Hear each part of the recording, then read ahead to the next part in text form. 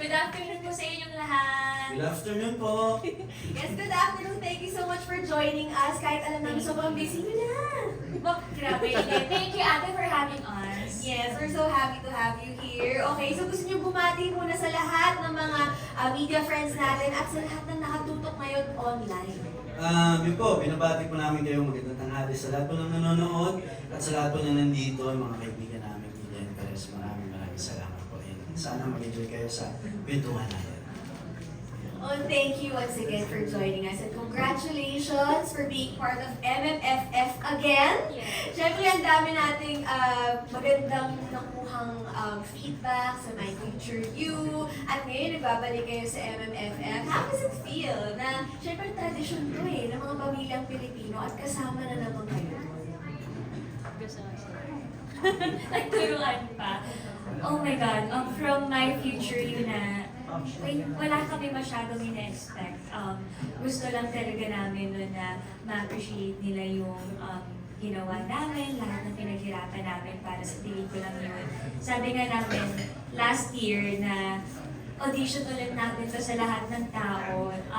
Kailangan maayos, kailangan maganda, kailangan gagalingan natin. And now, biglang balik ulit ng MMFF, tapos this time Shake, Rattle, and Roll naman na parang it's a legacy na hindi lang ng Regal, pero parang tingin ko buong Pilipinas na.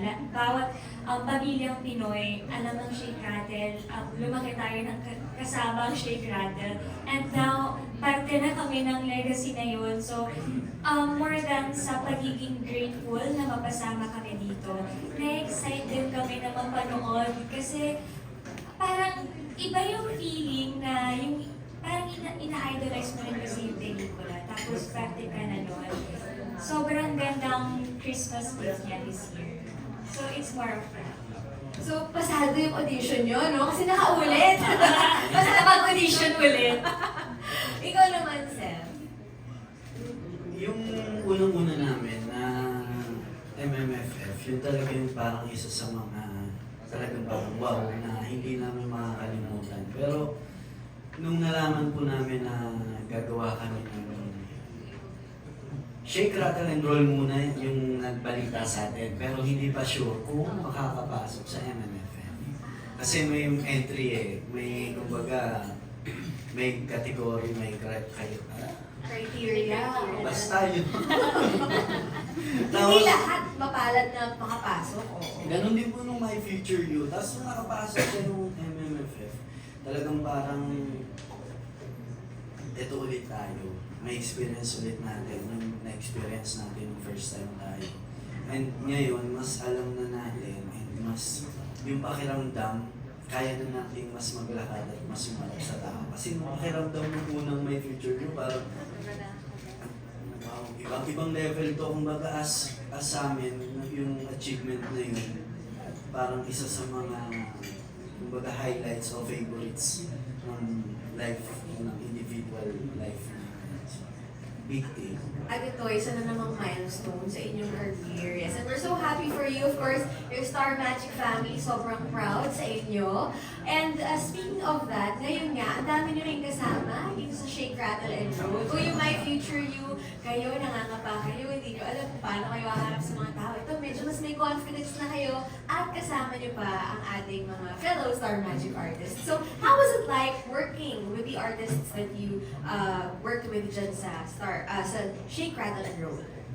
Yung episode po kasi namin, lahat kami Gen Z, di ba? Gen Z. So, I think isa rin sa mga ina-expect namin na siguro sobrang gulo natin. Kasi lahat tayo magkakaedad, so baka lahat tayo maglaro, dapat seryoso tayo. Pero surprisingly, at sobrang nakaka-amaze, kasi lahat professional. Like, wala akong masabi. Lahat sila ginagawa nila yung part nila. Walang nagpapaligan, walang nagpapahirap. And I would say na sa episode na to, teamwork talaga. Ako yun ang masasabi ko sa amin, sa mga kasama namin sa episode na to. Ako, wala akong masasabi na iba kundi thank you dahil yung mga co-actors namin yung sa episode na iba namatay. Hala guys, ito na nga. Sorry, May parang nagpaparamdam. may nagpaparamdam ata dito. Parang wala kaming masabing iba kundi masaya kami na sila yung nakasama namin at sila yung parte ng kwento dahil unang-una natapos namin, unang-una nakadagdag kami sa bawat isa na mabawasan yung stress.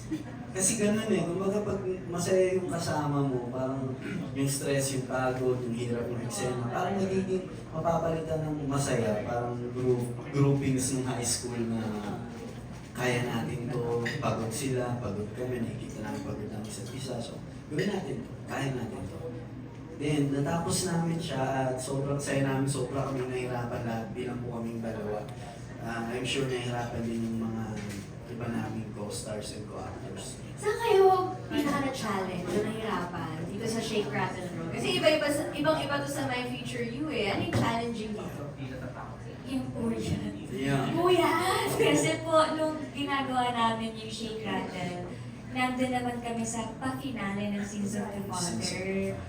So, ang bigat din ng mga scenes namin doon. Tapos, tatawid kami ulit sa another mabigat na story. Tapos, ang hirap nung scheduling nung mga panahon na yun. Pero, pag kayo naaalala namin, nakaka-proud kasi naitawid namin yung dalawang projects at sobrang grateful kami dahil merong ganong klaseng opportunity na may ganong klaseng pagod. Yung pagod na hindi mo naman nirereklamo dahil pagod ka, pero yung pagod na thankful ka kasi meron tayong ginagawang napakagandang mga proyekto. And now, nandito na kami sa Shake Rattle. Yes, it's a good Ayan problem naman. to have. Oo, good problem yun. Pero oo nga pala, no, pinagsabay niyo pala to sa Sins of the Father. By the way, congratulations! Oo, dahil napaka-successful din ng Sins of the Father. So, you had Sins of the Father, yung success nga ng My Future You, ito pa, ang Shake, Rattle, and Roll. Ano pa ang pinagpapasalamat ng Francet ngayong 2025? Ako ang masasabi kong ipinagpapasalamat ko ay hindi kami nagkasakit talaga ng ano. Yes, sa dinami-dami ng ginawa namin ng yung emotional stress, yung physical stress, lahat. Kasi syempre sa isang eksena, yung ginawa din namin dun sa Shake Rattle, pati sa serye, nasusugatan kami, umuwi kami na may pasa. Pero thankful kami kay Lord dahil hindi kami nagkasakit ng nagkakaroon ng delay sa work. So yun, yung guidance niya at yung protection na nakakauwi at nakakapunta kami sa mga trabaho at bahay ng safe. Ako mas yun. Health, no? Ako, tama mo yung sinabi ni Francine, pero ako gusto ko rin pasalamatan yung ABS-CBN. Yeah. Kasi parang, alam ng ABS-CBN yung pinagdaanan namin ng 2025. And 2024, 2025. Yan. So, magpasalamat sa ABS-CBN, sa Star Magic Family, sa Regal Entertainment. And, yun. Dahil, kumbaga parang kahit sa kabila ng lahat ng pagsubok, lahat ng problema, lahat ng sa tingin namin, hindi namin kayang solusyonan. Hanggang ngayon, nandiyan pa rin. Nandiyan pa rin sila na nakasuporta sa aming dalawa. Na sinasabi na kaya namin. So, yun. Gusto ko lang pumagpasalamat sa ABS-CBN. Iba talaga lang ang suporta kapag kapamilya, syempre. And of course, Star Magic. Tatak Star Magic kayo. And thank you for acknowledging that. And ang dami na talagang blessings na dumadating. And now, i-open na natin yung floor for the questions naman ng ating blessings din sa buhay natin, ng friends natin from the media, di ba? Okay. So, maabot na tayo sa ating ng friend from the media, Franz Sahorda. Hi. Ay! Ang first honor. Yes, of the first honor. day. Hi guys. Una-una, congratulations dito sa Shake Rattle, and congratulations sa Sins of the Father. So doon muna tayo sa Sins of the Father. Okay, sige. Masyadong nagmangka, especially towards the end, yung mga nangyari sa characters nyo, si Enzo at si Anissa. So, napagpag nyo na ba? Or ano yung naging process nyo para pagpagin nyo sila Enzo at Anissa? Or nandyan pa rin sila at this moment? Feeling ko may mga konti-konti pang arisa sa akin eh. Kasi parang yung feeling ko nga, parang hindi pa tapos yung pakiramdam. Parang hindi pa tapos yung Sins of the Father. Kasi ang daming nangyari nung ginagawa yung serye at masasabi ko naming dalawa na nag-mature kami dun as actors. Siyempre yung sa mga turo at tulong ng directors namin at kung paano rin kami nagturo sa mga co-actors namin. Paano nagpagpag? Parang hindi pa po. Parang hindi pa. Ako, yung Enzo as character, siguro medyo kaya mo ilayo. Ang hindi ko ang hindi mahirap pagpagin, yung mga bili ng turo ni Direk F. Yes. Kumbaga, yung turo niya kasi hindi lang kung paano kami aarte at paano namin gagawin para yung role. Shout out Direk FM. Direk, we miss you. Yes, ang turo ni Direk FM, paano kami maglalakad. Paano kami pagbaba namin ng sasakyan. Bilang mga actor and paano kami gagalaw. So, yun ang malaking hindi ko makakalimutan lesson kay Direk. So, yun ang hindi ko mapagpag. Tsaka kasi si Direk, hindi lang Yeah. siya yung maker kapag on the set lang kayo. Kapag nagbibigay siya ng advice, pang on and off cam, kaya nasabi din ni... Totoo yun, totoo po. As in, sobra kung ang daming, ganun pala. Yung parang, kung alam niyo po yung Atomic Habits ng libro. Wow, yung pag ganun. Sige, Parang- hindi namin alam yan, Sid. Parang, Atomic Habits. di ba, parang, kumbaga in short time, bad habit makes time your enemy. Pero good habit makes time your ally. Naalala ko sinabi mo yan sa set. Diba? Yes, So yes. parang, alam niyo yun, na parang, yun yung hindi ko mapagpag kay Direk FM, kaming dalawa. Alam namin yan sa isa't isa, yung lesson na natutunan namin. Hindi lang kay Direk FM, the way kung na-observe namin yung cast, the whole cast, our two directors, Direk Joy, Direk Avel, yung mga turo sa amin ng JRD, nila mga sa Mama, dito, yun ang hindi mahirap ipagpag. Pero as character ng Enzo, kaya naman. Okay, question is, kasi nabanggit nyo kayo na sobrang busy nagsabay nga eh. Na-witness ko rin yun, nagsabay, mga kuyatan. My question is, despite that, kasi syempre lagi kayo magkasama, how do you make sure na hindi nagkakasawa? Kasi ang dating namin, hindi nyo sa amin palagi, laging fresh tayo kayong glowing, tayo kayong blooming. So ano yung sikreto para laging happy lang, na parang despite na hindi kayo nagkakasawaan, na parang ang fresh, yun talaga, sorry lagi natin sinasabi, kahit wala kayong sinasabi about your, sabi nyo nga, lagi masasabi, Seth, what you see is what you get, di ba? So, but the question is, paano nyo na-maintain na walang sawaan, na parang always blooming lang kayo, kahit lagi kayo magkasama, yung ganon. Sawa ka na? Or nagkakasawaan ba? Parang Ba? nagkakasawaan, parang malabo. Layo mo Nagkakatampuhan. Walang sawaan na nangyayari. Nagsasawa ka? Wala. Kasi, Walang God, yes. magsasawa ka ba sa pangarap na gusto mong puntahan? Yun ang core namin ng dalawa. So, walang ganun. So, how do you stay ganyan, na parang ang fresh, ang blooming despite the busy schedule? Ano yung ginagawa nyo off-cam na hindi, syempre, kailangan, yung ano yung ginagawa nyo pag hindi na namin nakikita na na kayo pa rin together. Yung mga gano'n. Hindi mo nga nakikita. Yung konting syempre konting chos. Paano ba? Siyempre, I think, support lang sa isa't isa. And lagi ka dapat excited sa ginagawa mo. So ako laging maintain ko lang na pag makikita ko siya, lagi akong excited. Kasi yung result nun, makikita mo pagkatapos. Paano kami magtrabaho, paano kami magganyan. Pero may time talaga na off yung araw na.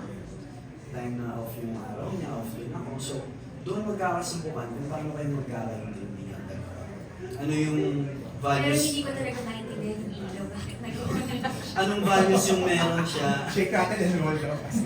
anong values yung meron siya at yung meron nun ako. So, thankful na mayroong ganong values yung isa't isa sa amin para maintindihan namin at mas alam namin kung saan kami pupunta. At yun ang sa tingin ko reason kung bakit nakikita ng mga tao na siguro healthy kami, maayos kami, walang stress, pero guys, we're human, meron pa rin hindi pagkakaunawaan, human beings kami, pero na channel namin ng maayos.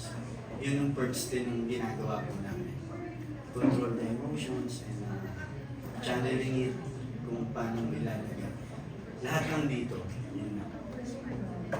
Ito na lang, last question na lang. Ayoko na makawalit ako. Question is, kung i-rate yung happiness ng mga puso niyo ngayon from 1 to 10, walang specific but generally, gaano ka-happy yung puso niyo ngayon from 1 to 10? Ikaw, China. From 1 to 10. Yes. 10,000. Wow! Oh, So, wow! 10, 10. 10. 11. Ako, 10 and contented. Yeah. Thanks, guys. Congratulations sa mga project niyo. Thank you, friends! Grabe yung, wait lang yung makamove on dun sa magsasawa ka ba sa pangarap na gusto mo. Yun nga eh. Oh my God. Tinignan ko talaga yung reaction ng lahat. Parang wait lang. Bring up niya yan casually. Di ba kinasuan niya nung sinabi yun? Grabe, parang ngayon lang ako nakarinig ng gano'n na. Ang ganda nun. Okay. Ngayon punta naman tayo sa ating next question. This is from Pauline Pascual of Daily Tribune. So ito, mabalik tayo sa Shake Rattle Tribune. What is your biggest fear? Kasi nga, syempre, horror movie ang Shake Rattle Roll. Let's talk about fears. What is your biggest fear? Ay, Ako na, si Francis. nasabi ko na to, lagi ko tong sinasagot pag yan yung question eh. Time. Nakatapos sa oras. Ang bilis niya eh. Parang, minsan mabilis siya, minsan mabagal siya. So parang minsan may feeling ako na baka nagpag-iiwanan ako, pero baka mamaya nasosobrahan naman ako, baka nagiging advanced naman ako. And then minsan, nag-start ako matakot sa time nung nagiging busy na yung schedule ko. Kasi pag naiiwan ko yung mga kapatid kong maliliit sa bahay, as in baby pa sila, tapos biglang pag umuwi na ako ngayon, na-realize ko, shocks, mas matangkad na sila sa akin, yung isa pa college na, yung isa na mag-senior high na, yung gusto namin mag-high school na. So parang, nakakatakot sa sobrang bilis na parang baka sana meron pa akong time for the people I love at sa mga gusto kong gawin pang mga bagay for myself. So, I fear time. Relatable yan. Ang dami sa, lalo na yung mga magulang, di ba? Yan din yung fear, yung hala, ang bilis ng oras, lumaki na yung anak ko. Ikaw naman, Seth. Ako katulad nun sa Shake, yung future. Sabi mo, don't Yeah, pero pag nagmamahal ka, matatakot ka sa mga taong mahal mo at may iiwanan. Remote? Siyempre! Ay, wow! May, yung tatakot ako kung anong magiging, Iba talaga. in general yung Earth, anong magiging yung mundo, anong, pag nilisan na ko na itong mundong to, anong meron pa sa mga, ano ba, descendants o ascendants? Descendants ko. Anong may iwan sa kanila. Gusto ko kung anong meron tayo ngayon, pero hindi ko alam kung ano yung para sa kanila. Doon ako natatakot na sana may experience nila kung anong na-experience ko. Kasi parang sabi nila na ano nangyayari, di ba? Ang saya isipin na lahat ng tao magkakasundo. Di ba? Parang ang saya. Parang wala kang ibang iisipin.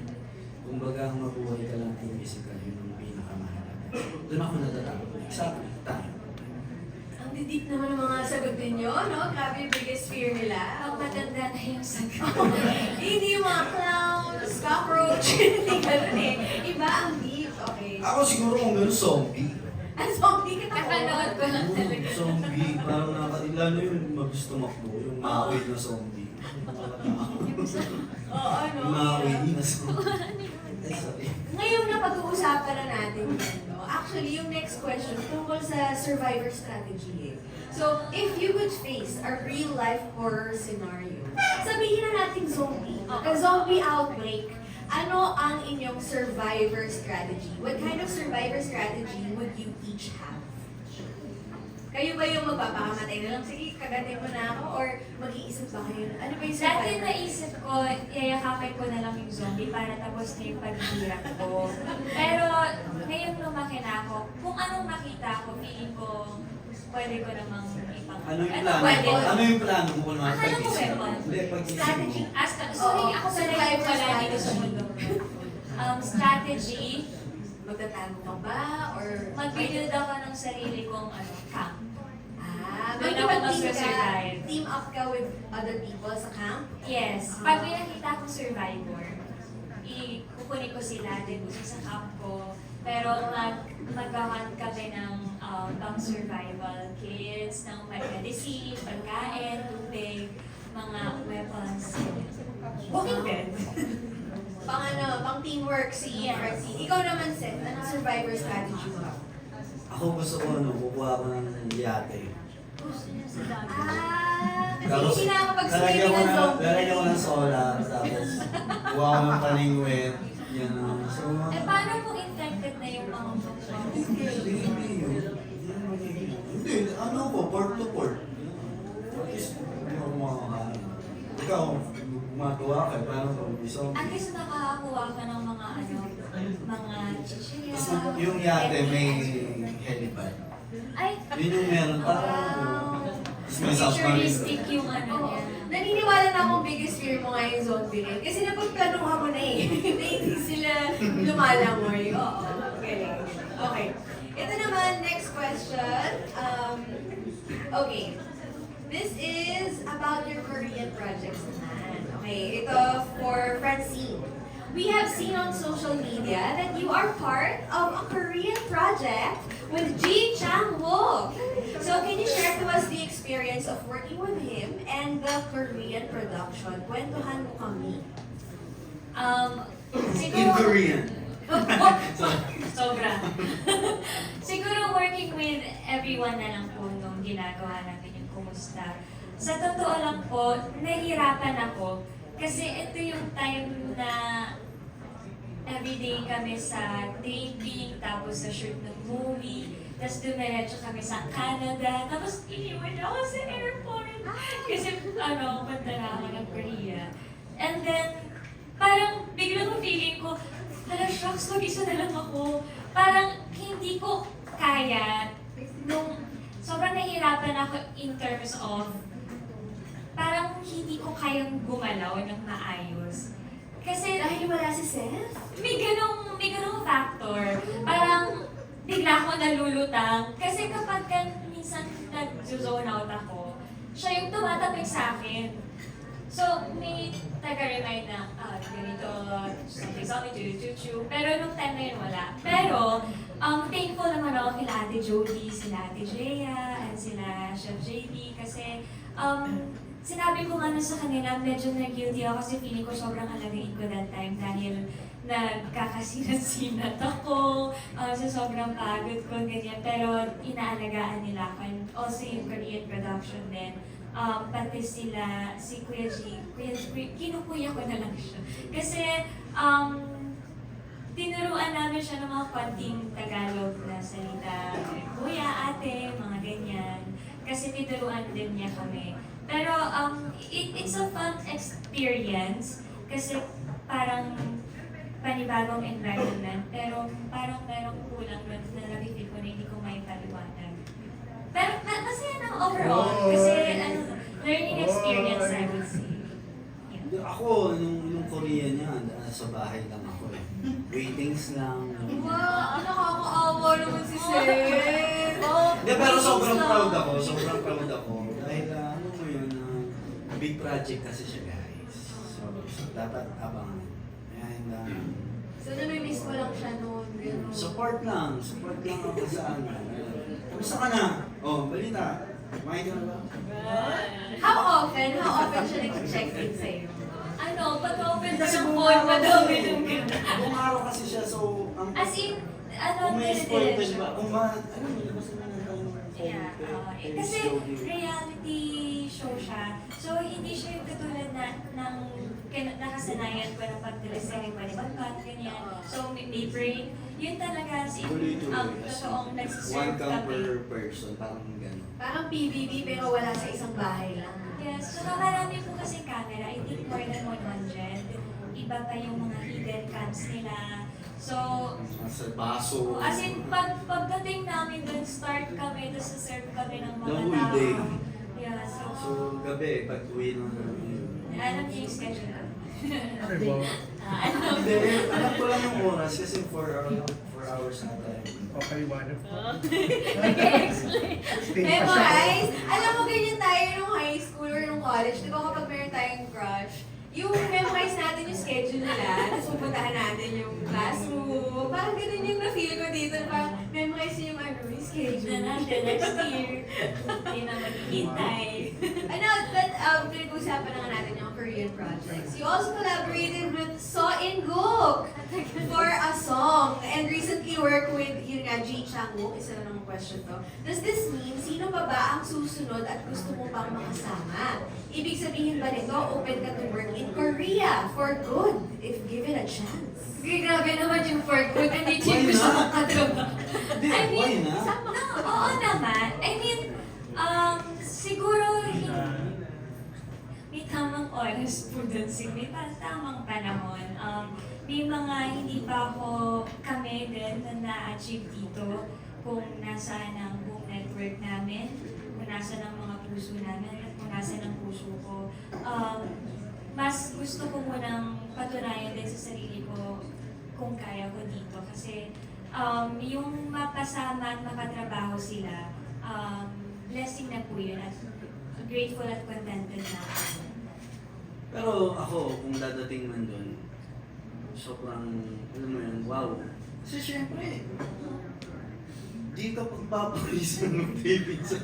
Hindi mainit. Hindi, saka sobrang proud ako dahil alam mo yun, ABS-CBN, ang goal din natin is to be recognized internationally. So, bilang isa ka sa mga nare-recognize sa international, hindi lahat.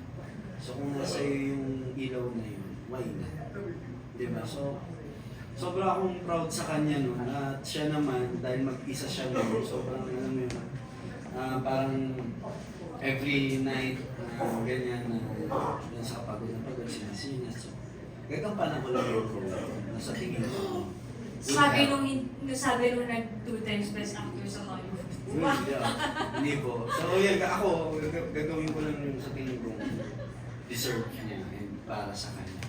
Ang ganda, ang supportive mong partner, no? Very supportive. Tsaka you're looking at the bigger picture. Talagang naisip mo na ABS-CBN, pag-global yung approach, di ba? Gusto natin i-export natin yung mga star magic artists natin. So, ang ganda ng perspective na yun. Saka gusto namin, makagawa kami ng pelikula sa Korea. Oh, why not? Di ba? Okay,